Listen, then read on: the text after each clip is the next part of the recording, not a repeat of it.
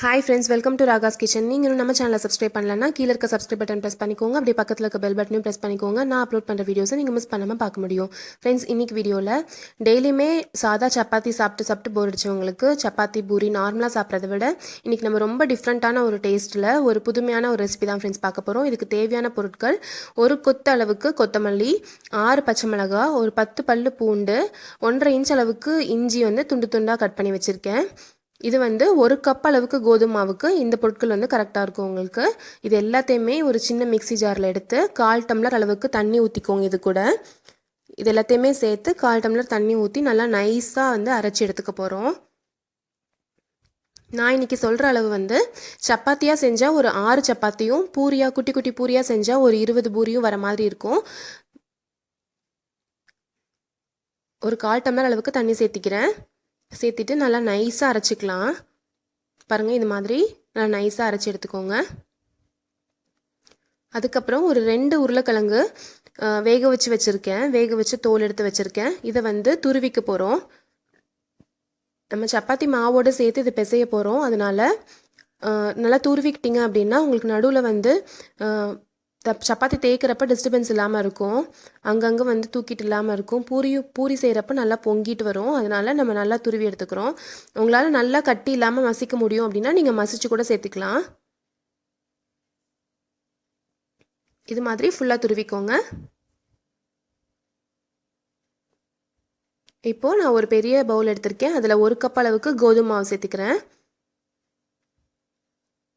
இந்த கோதுமை மாவு கூட நம்ம அரைச்சி வச்சுருக்கோம் இல்லையா அந்த சட்னியை சேர்த்திடலாம். இந்த ஃபுல்லாக கம்ப்ளீட்டாக நம்ம அரைச்ச சட்னி ஃபுல்லாகவே சேர்த்துக்கோங்க. அப்போ தான் நல்லா டேஸ்ட்டாக இருக்கும்.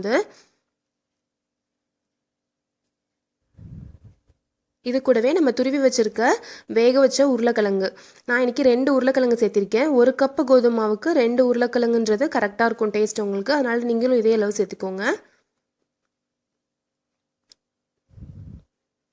இது கூட தேவையான அளவுக்கு நம்ம உப்பு சேர்த்துக்கலாம்.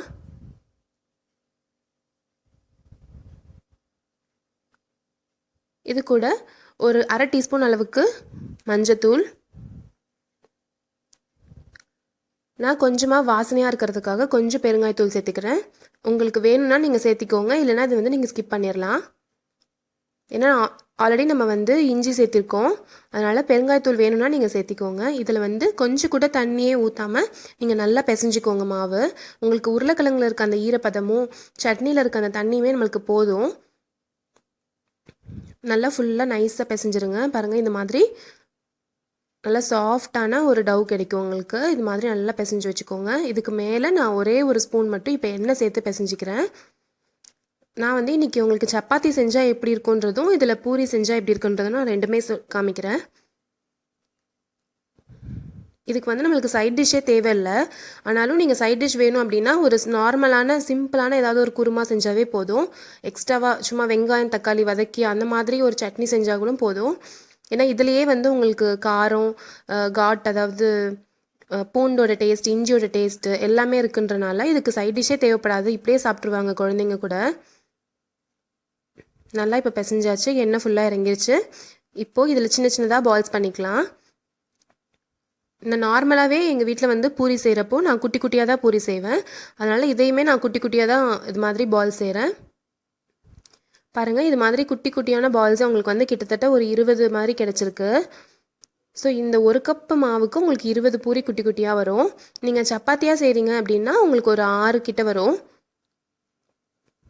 இதை கோதுமை மாவில் நீங்கள் லைட்டாக தொட்டுட்டு இப்போ நார்மலாக நம்ம பூரி தேய்க்கிற மாதிரி தேய்ச்சிக்கலாம்.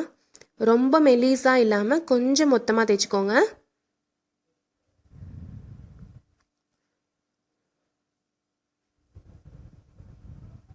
நீங்கள் கொஞ்சம் கூட தண்ணியே சேர்க்க தேவையில்லை பிசைகிறப்போ. இதில் இருக்க தண்ணியே போதும். நீங்கள் ரொம்ப தண்ணி சேர்த்துச்சிங்கன்னா அப்புறம் இன்னும் கோதுமை மாவு அதிகமாக சேர்க்கணும். அது மாதிரி இல்லாமல் தண்ணி இல்லாமல் அப்படியே பிசைஞ்சிக்கோங்க, உங்களுக்கு கரெக்டாக இருக்கும் அளவு. இப்போ இதே மாதிரி எல்லா பூரியுமே தேய்ச்சிக்கலாம். இப்போ உங்களுக்கு இந்த சைஸ் குட்டி குட்டியாக ஒரே அளவு வேணும் அப்படின்னு நினச்சிங்கன்னா ஏதாவது ஒரு மூடி இருக்கும் இல்லையா, இந்த மாதிரி இந்த மூடியோ இல்லை கிண்ணியோ வச்சு இது மாதிரி நீங்கள் ப்ரெஸ் பண்ணி எடுத்துக்கிட்டிங்கன்னா ஒரே சைஸில் உங்களுக்கு கிடைக்கும்.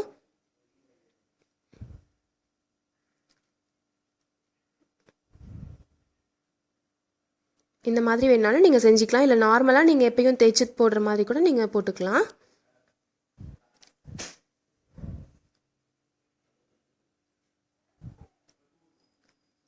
இந்த எக்ஸ்ட்ரா மாவு எடுத்துகிட்டு திரும்பி அதில் பூரி செஞ்சுக்கோங்க.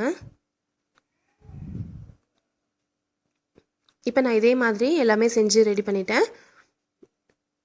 இப்போ நம்ம இதை ஆயிலில் ஃப்ரை பண்ணி எடுத்துடலாம். நான் ஒரே ஒரு சப்பாத்தி மட்டும் போட்டது மட்டும் உங்களுக்கு காமிக்கிறேன் எப்படி இருக்குது அப்படின்றது. பாருங்கள், நான் சப்பாத்தி செய்கிறப்போ இப்படி தான் இருந்துச்சு. அது லைட்டாக மட்டும் எண்ணெய் மேலே ஸ்ப்ரெட் பண்ணியிருக்கேன்.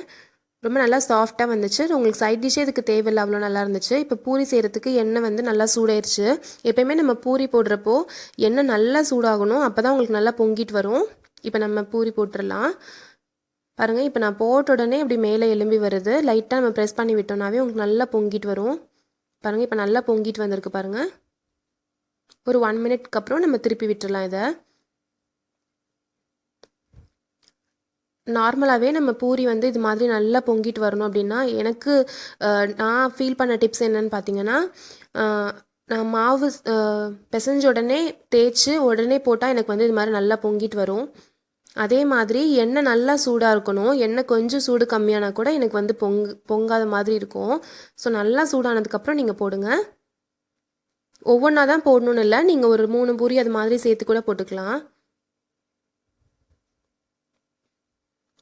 கண்டிப்பாக அதை ட்ரை பண்ணி பாருங்கள் ஃப்ரெண்ட்ஸ், ரொம்ப டேஸ்ட்டாக இருந்துச்சு. எங்கள் வீட்டில் எல்லாருக்குமே ரொம்ப பிடிச்சிருந்துச்சு இந்த பூரி.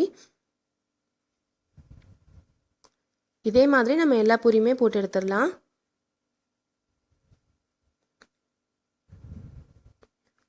குழந்தைங்களுக்கு வந்து நீங்கள் லஞ்சுக்கு பேக் பண்ணுறதுக்கு கூட இதை வந்து நீங்கள் ட்ரை பண்ணலாம். இது ரொம்ப நல்லாயிருக்கும். ஏன்னா பூரின்றனால உங்களுக்கு ஆஃப்டர்நூன் வரைக்குமே நல்லாயிருக்கும்.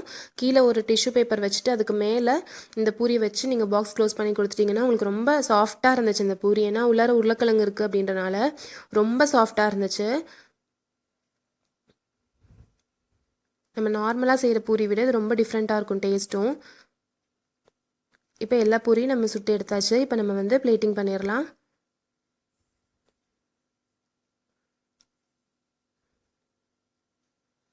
நீங்கள் வந்து ஆயில் கான்ஷியஸ் அப்படின்லாம் நினச்சிங்கன்னா நீங்கள் இதை சப்பாத்தியாக செஞ்சு சாப்பிடுங்க. இல்லை குழந்தைங்களுக்கு செஞ்சு கொடுக்குறதா இருந்தால் பூரியாகவே நீங்கள் சர்வ் பண்ணலாம். ரொம்ப டேஸ்ட்டாக இருக்கும். இது ஆயிலும் அதே மாதிரி ரொம்பலாம் இழுக்கலை.